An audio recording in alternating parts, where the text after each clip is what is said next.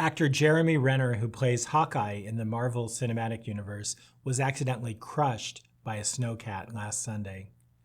Renner was transported to a Reno hospital emergently.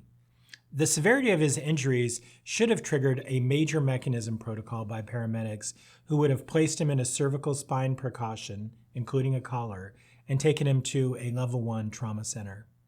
Hospitals that are level 1 trauma centers have special bays in the emergency room for the most severely injured patients. These bays really are almost like an operating room where there's a bed in the middle and then personnel surrounding. A trauma surgeon is in the hospital 24/7 just in case. In the trauma bay, the trauma surgeon is surrounded by nurses, an x-ray technician, respiratory technicians, and anyone else whose presence is emergently needed. The surgeon would have started by assessing Renner's ABCs. That's airway, breathing, and circulation. Each of the 3 nurses would do their jobs at the same time. One established IV access, while another took the vitals, and the third cut off all of Jeremy Renner's clothing in preparation for a full body examination. The standard trauma workup would then include x-rays of the neck, chest, abdomen, and pelvis, as well as the arms and legs if they appeared injured based on his physical examination. Blood work for the blood count, clotting factors, and markers for damage to the heart and abdominal organs would also be processed. Finally, Renner would have a CT scan of the head if there was any concern for a brain injury, and almost certainly he had one of the chest, abdomen, and pelvis.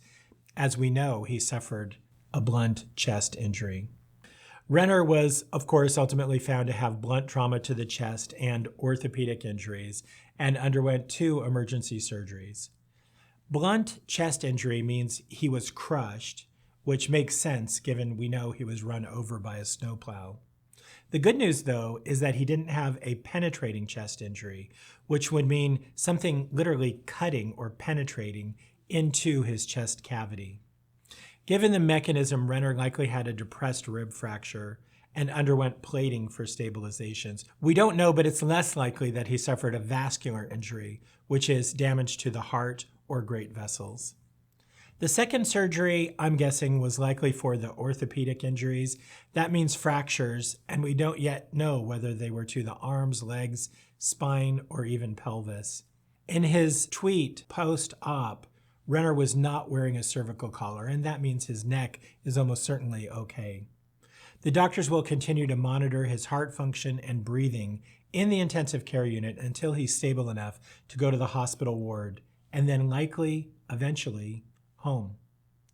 We can expect to learn more about Renner's condition and his fractures in the days to come, but based on what we've seen so far, there's every reason to hope and even expect that he will soon be able to return acting once he's fully healed.